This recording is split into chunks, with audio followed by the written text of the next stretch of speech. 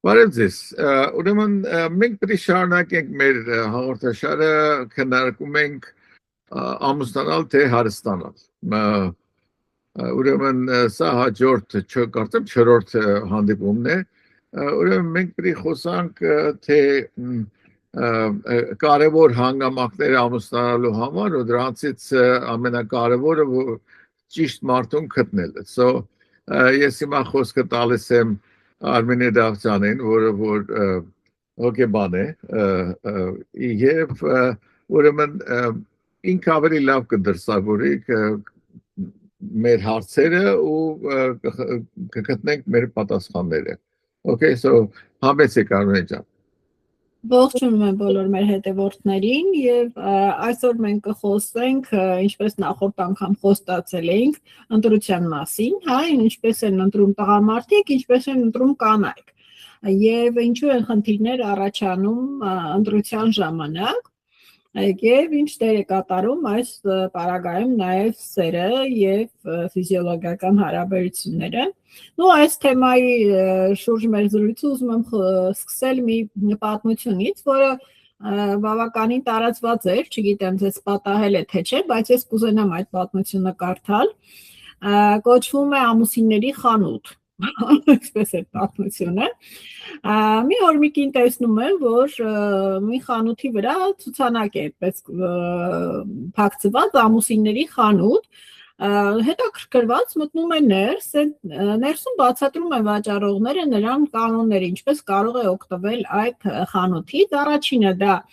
որ նա կարող է ընտրել ցանկացած տղամարդ այդ խանութում, կարող է բարձրանալ միայն վերև, հետ վերադառնալ չի թույլատրվում։ Յուրաքանչյուր հարկում վաճառվում են տարբեր տիպի տղամարդիկ, հա, եւ կինը կարող է վերև բարձրանալով ընտրություն կատարել։ Առաջին հարկում գրված է տղամարդիկ, ովքեր աշխատում են եւ ապահովում ընտանիքը։ Կինը մտածում է, լավ, տեսնես վերևում ինչ կա։ Բարձրանում է երկրորդ հարկ, գրված է տղամարդիկ, ովքեր վայ կներեք գործրեցի պատմությունս։ Կուզեք նորից սկսեք։ Չէ, երկրորդ հարկում տղամարդիկ, ովքեր աշխատում են, ապահովում են եւ սիրում են երեխաներին։ Մտածում է կինը, ավելի լավ, բայց շարունակեմ, ես այստեղ չեմ կանգնի։ Բարձրանում է երրորդ հարկ, գրված է տղամարդիկ, որոնք աշխատում են, հոգ են տանում ընտանիքի մասին եւ սիրում են քեզ։ Մտածում է կինը, սա արդեն ավելի հետաքրքիր է դառնում, մտածելով, ասում է, ուրեմն շարունակում եմ վերև։ Չորրորդ հարկ է բարձրանում, գրված է տղամարդիկ, ովքեր ամեն ինչ անում են եւ նաեւ շատ ռոմանտիկ են։ Մտածում է, ավելի գայթակղիչ եւ բարձրանում 5-րդ հարկ, գրված է տղամարդիկ, ովքեր ամեն ինչ անում են, հասկանում են քեզ, զարգանում են եւ աջակցում են։ Քեզ զարգացմանը կինը հիացած, այսպես տարերքի մեջ բարձրանում է 6-րդ հարկ եւ այստեղ կախված է գրություն։ Դուք այս հարկի միլիարդներորդ այցելուն եք, այս հարկում տղամարդիկ չկան։ Այս հարկը ստեղծվել է ապացուցելու համար, որ կնոջը լիովին գոհացնել հնարավոր չէ։ Դա կանանց ընտրության մասին իհարկե տղամարդիկ ովքեր ընտրում են ամուսնություն, պիտի մի քիչ պատրաստ լինեն, հա, որ կինը միշտ ունի ավելի բարձր պահանջմունքներ, ավելի բարձր ակնկալիքներ եւ պետք չի ջանք թափել, հա, համար մեկ է գրքերը, չէ, գրված ասում է հատորներով գրքեր, ինչ է ուզում կինը, այդպես էլ տղամարդիկ չհասկացան։ Հիմա դիմացի մայթում կար խանութ, որտեղ վաճառում են կանայք։ Սա ավելի հետաքրքիր է կանանց խանութը, բայց այստեղ երբեք ոչ ոք չի բարձրացել առաջին հարկից վեր, որովհետև առաջին հարկում գրված էր կանայք, ովքեր սիրում են եւ չեն բողոքում։ Այստեղ բոլոր տղամարդիկ առաջի հարկից ընտրություն են կատարում։ Հա, իրեն ինչ է պետք տղամարդուն սեր եւ խաղաղություն ինձ թվում է ընտանիքում եւ մեծ մասը հարաբերությունների դժվարությունները փորձից ելնելով հոգեբանական այցելություններից անձնական փորձից ելնելով ես կարող եմ ասել կայանում են այն ժամանակ երբ կինը գիտակցում է իր ներքին խաղաղարարի դերը իսկ ամուսինը իր արտաքին ապահովության դերը մեծերի մոտ խոսք կա, ասում են տղամարդը արտաքին պատերն է, կինը ներքին խաղաղությունը, ներքին հոգին է տան, հա? Այն զույգերը, որոնք հակառակն են ուզում, երբեք չեն կայանում։ Շատ դժվար է այդպիսի զույգերին բերել ընդհանուր ինչ-որ հաշտեցման, հարաբերությունների կայացման, որովհետև մեծ մասը լինում է, որ կինը անընդհատ տանը սղոցում է, հա, տղամարդուն, տղամարդը սկսում է փախչել այնտեղ, որտեղ հանգստություն է գտնում։ Այո։ Ձգնորսության ժամանակ, այո։ Այո, գնում է ձգնորսությամբ, փաբեր, գարեջուր խմելու ընկերների հետ, որտեղ Արիթը մանգալիս դոֆամինը։ Հա, իսկ եթե կինը դառնում է դոֆամինի աղբյուր, տղամարդը երբեք չի գնում ուրիշ տեղ դոֆամինի աղբյուր ստանալու։ Ընտրելու, այո։ Ի վերուստ ես կարծում եմ, որ ստեղծված է այս ներդաշնակությունը նրա համար, որ յուրաքանչյուրը իր դերը ճիշտ կարողանա յուրացնել։ Դա պետք է երեխայի սեռային դաստիարակության ամբողջ ընթացքում ինձ թվում է ներմուծել հայ երեխաների մեջ, բայց այսօր ինչ են անում, այսօր աղջիկներին սովորեցնում են պահանջել, միայն չտալ, միայն պահանջել, կինը դառնում է չտվող, պահանջող, տղամարդը այո, բառացի բառեսպուն իմաստով, տղամարդն հոգնում է այդ պահանջներից եւ սկսում է գնալ այնտեղ, որտեղ իրենից չեն պահանջում, որտեղ իրեն տալիս են։ Այսինքն ամեն դեպքում տալու եւ պահանջելու բալանսը երկկողմանի պետք է լինի։ Հավասարաչափ, հավասարակշռված, միասին որոշված, միասին քննարկված, իրար մեջ դերերը բաշխված, ով ինչ պետք է անի եւ մեկը մյուսին աջակցող օգնող։ Այս դեպքում ընտանիքը կկայանա, որովհետեւ յուրաքանչյուր առանձին էակ, այստեղ կգամ արդեն սիրո քիմիային, մի շատ լավ օրինակ կար ինձ ծանոթ մարդկանցից մեկն է դա բերել, փիլիսոփա շատ հայտնի, ասում է կինը թթվածին է, տղամարդը ջրածին է։ Երկուսն էլ թունավոր պայթունիկ գազ են առանձին։ Բայց երբ որ նրանք միանում են, երկու բաժին թթված ջրածինը մի բաժին թթվածնի հետ միանում է, ինչ է ստեղծվում։ Ջուր, H2O։ Եվ առաջանում է կենդանի միջավայր, առանց ջրի չկա կյանք։ Հիմա մենք ինչ ենք ասում վերարտադրություն, ինչ ենք ասում ընտանիք, ինչու համար է մարդկությունը, այն ամենահարուստ մարդիկ ըստիս միշտ պահանջում են իրենց թոռներից, իրենց երեխաներից, որ ամուսնանան, զավակներ ունենան, ինչու։ Ֆիլմերի մեջ ենք տեսնում, չէ՞, այդ խնդիրը ֆիլմերի շատ լավ սյուժե է մշտական, որ հարուստները պետք է անպայման ամուսնանան, արժանի զավակներ։ Ինչու, որովհետև դա կարևոր պայման է հարստության համար։ Ընտանիքը դա հարստության պահապան բանկն է, հա, հարստության ներդրման միջավայրն է։ Ոչ մի հարուստ չի ուզում իր հարստությունը ներդնի ուրիշի վրա։ Թեկուզ բիզնեսի վրա, ինքը անպայման ուզում է իր ընտանիքի վրա ներդնել եւ պահանջները շատ անգամ դնում, որ ընտանիքը կայանա, զավակներ լինեն, թոռնիկներ լինեն, չէ՞։ Սա առողջ մտածելակերպն է մարդուն բնորոշ։ Դրանից այն կողմ թթվածինը պայթունավտանգ գազ է, ջրածինը պայթունավտանգ գազ է, չկա կենդանի միջավայր, որտեղ կյանքը շարունակվում է։ Ու ըստիս սա կյանքի կարևոր սկզբունքներից է եւ սերը այն քիմիական ռեակցիան է, որը կայացնում է այդ հարաբերությունները։ Այո, Ֆիզիոլոգիական մակարդակով, հոգևոր մակարդակով, ինտելեկտուալ մակարդակով։ Ես իմ կյանքի փորձից կարամ ասեմ, որ այսինքն իմ հասկացողությամբ քանի որ պատմական տենց է ստեղծված, որ ուրեմն տղամարդը միշտ եղել է որսորդ եւ դրսի հետ է գործ ունեցել, իսկ ինը միշտ ներսի տան երեխաների կրակի օջախի ուրեմն պահպանման համար, դրա համար միշտ էլ այդ պահանջները կնոջ կողմից հիմնավորված են ու ոչ մի բան չկա, բայց հիմա շատ կարևոր մի հանգամանք կա, որովհետև դուք մի քիչ առաջ ասացիք, որ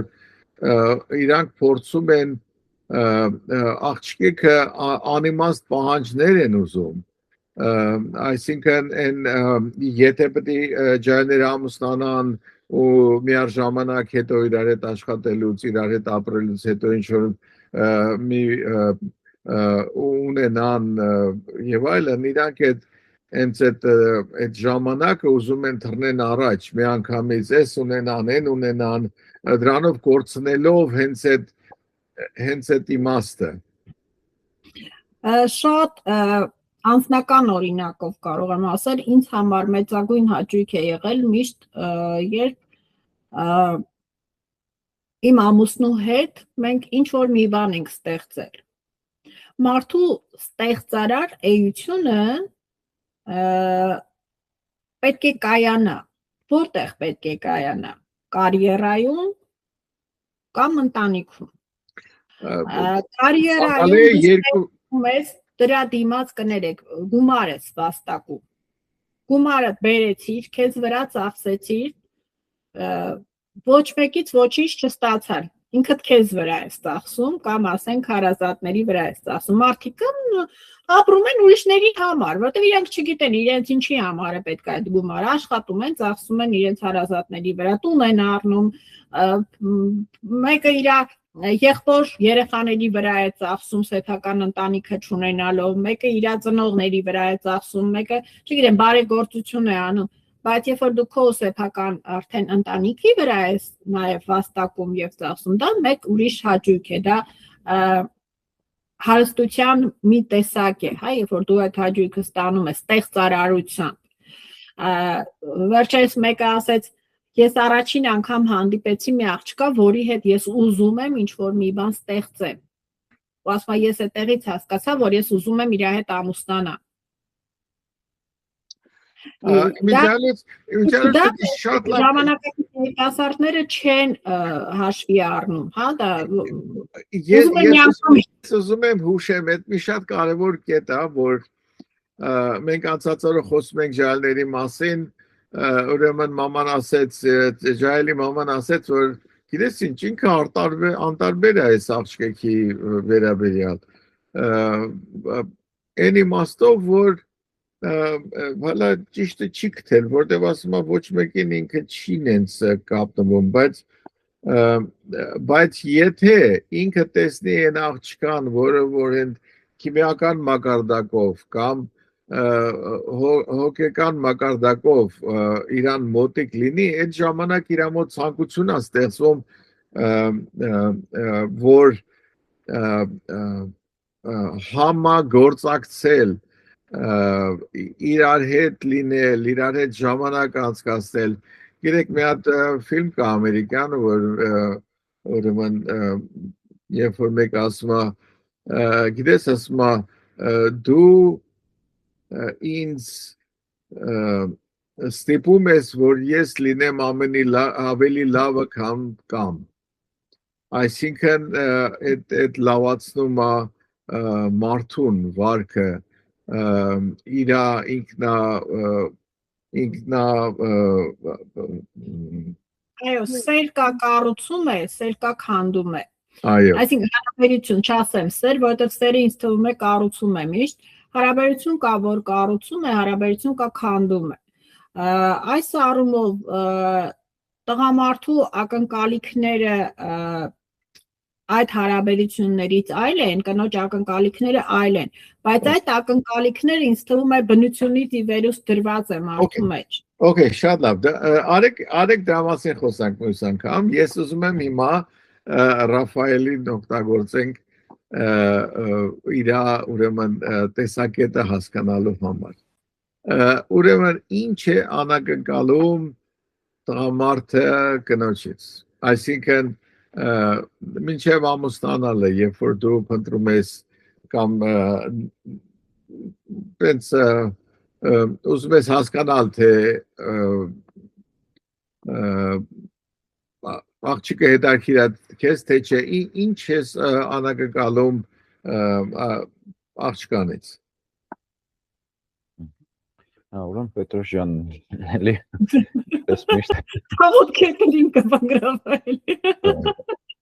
Շատ կներես, Ֆաջան, ես չեմ ուզում բանանեմ, քանի որ մենք հաղորդում ենք անում, այս տեսակետը կարևոր է, որ մենք ուզենք մեզ նայողները իրանց կարծիքը տան, ու են բանից անեն մեզ, ուրեմն դրա համար դու էլ ասես քո կարծիքը, որ հետո իրանց կարծիքի հետ համեմատենք ու եւ այլն։ Այո, դե սովորաբար ես ինչքան գիտեմ ու բնականաբար իմ մտերիմները, ընկերները հիմնականում մոտ արժեքներ են որոնում, ինչպես նշեց Արմինեն, այդ առաջի հարկից բարձր հիմնականում չեն ասնում տղամարդիկ, որովհետև եթե մեզ սիրում են, մեր արածը գնահատում են, շատ դեպքերում դա բավարար է լինում։ Իսկ եթե այն ոնց որ ասած դրանից առավել կարողանան բանանեն, ճարեն ընդհանրապես երջանիկ կլինեն չափից ավել։ Բայց բնականաբար Աղջիկ լսեք, տղաները ինչ են ման գալիս։ Բայց բնականա շատ տարբեր տղամարդիկ տարբեր մոտեցում ունեն, օրինակ ինչ որ նվաճումների ու բաների հետևից շատ ընկնող մարդիկ, օրինակ կարող են նաև որպես այսպես մրցանակ դիտել կնոջը ու դրա պատճառով սենց ամենային մանգան արդեն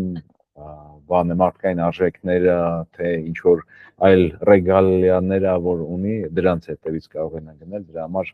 ես բոլոր տղամարդկանց անունից դժվարանում եմ ասել, բայց շատերը տղամարդկանցից, չգիտեմ, երևի դու էլ կհաստատես, Պետրոս, հենց առաջնահերթը։ Դա այդ արժեքային համակարգը շատ կարևոր է։ Մեր հայկական արժեքային հաջորդ հաղորդման թեմաներից է։ Այո, օքեյ, լավ, մենք կխոսենք բանը, ուրեմն կշարունակենք սա եւ մենք կխոսենք արժեքային համակարգի նշանակության մասին, որովհետև դա է որոշում վարքը, որոշումների ընտրությունը եւ այլն։ So, խնդրում եմ, ուրեմն լայք անեք, subscribe անեք, հետևեք մեզ ու ուրեմն ես շնորհակալություն եմ հայտնում։ Գրեք հարցեր, եթե ձեզ կան հուզող հարցեր, եթե ունեք խնդիրներ հարաբերությունների մեջ, կարող եք գրել, մենք կքննարկենք մեր հաջորդ հանդիպումների ժամանակ։ Այո, նայեք, բոլորն էլ պետք է երջանիկ լինեն, պրոստը պետք է հասկանան, թե իրանք որտեղից են գալիս ու ուր են գնում։ Եթե ճանապարհը սխալ է, պետք է ուղղություններ անել, պետք է կամ քարտեզին նայել, կամ էլ ինչ որ մի բան անել, բայց Դուք երջանիկ եք ընտանեկան հարաբերությունների մեջ։ Այո։ Ես երջանիկ եմ։ Ես այդ բանը, կիսաթթու բանը կա, գիտես, շատերը կարծում են, ես շատ ուրախ եմ, որ դուք երջանիկ եք, ես էլ եմ երջանիկ, կարճ ուրեմն, Դուք հարուստ եք, այո, ես երջանիկ եմ, բայց ուզում եմ, որ ջանները կներեք, հարուստ եք, դուք հարուստ եք, ինչ է նշանակում հարուստ։ Դուք ձեզ հարուստ համարում եք, երջանիկ եւ հարուստ մարդ համարում եք ձեզ։ Ամուսնության մեջ երջանիկ հարուստ։ Ես պետք է ասեմ, հա, ես համարում եմ, որ ես Ես եկել եմ կյանքիս մի կետի մեջ, որ ես հիմա անում եմ այն ինչ որ ես ուզում եմ, այսինքն ես աշխատել եմ, ստեղծել եմ, դրել եմ, ինչ որ արել եմ, սրանց հետո ոչ երևի չեմ կարողանալու անեմ, դրա համար ես զմրուխտով եմ հիմա զբաղվում, որը որ ես կարծում եմ, որ ամենակարևորը ինչ որ մեկը կարող անի հայ լինելով դա պետք է կարողանա մշակույթը պահպանել, ընդ որում հաշվի առնելով, որ հայությունը դրսում ավելի շատ են, քան թե ներսում, կոպիտ ասած, էլի, այսինքն եթե ուրեմն Հայաստանում 2 միլիոն կա, արտասահմանում 10 միլիոն կա, գուցե ավելի։ Մեր հայությունը պահպանելու համար պետք է ամուսնացնենք մեր երիտասարդներին, հայերին։ Այո, ամուսնացեք, ավելի երջանիկ կլինեք։ Հիմա մենք աշխատում ենք, որ ձեզ օգնենք, թե ընտրությունը ինչպես անեք, կարևորը ընտրությունն է։ Okay, so շատ լավ։ Ես շատ եմ խնդրում ձեզ այն բանից արեք, գրեք, հարցեր տվեք, մենք կվերադառնանք եւ հաջորդ հաղորդումին ուրեմն կշարունակենք սա։ Ստեսություն, շնորհակալ եմ բոլորիդ, ստեսություն ձեզ։ Ստեսություն, մինչ հանդիպում։ Շնորհակալություն, հաջողություն։